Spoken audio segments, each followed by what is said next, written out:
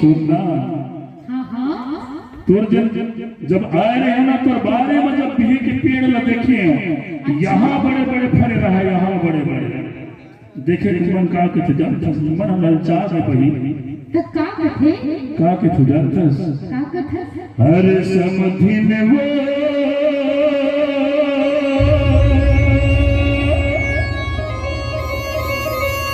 तोर पारी माँ बिही के पेड़ है ऐसे का भगवती रे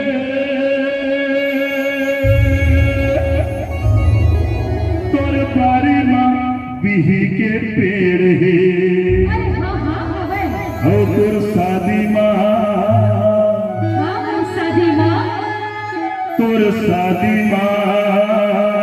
अरे पर शादी बताओ आहिए डाली वो अच्छा बिंजी खेला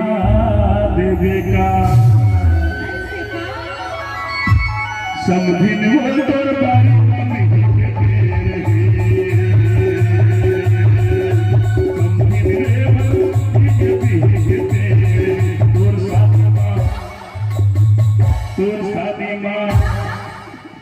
तोर शादी माँ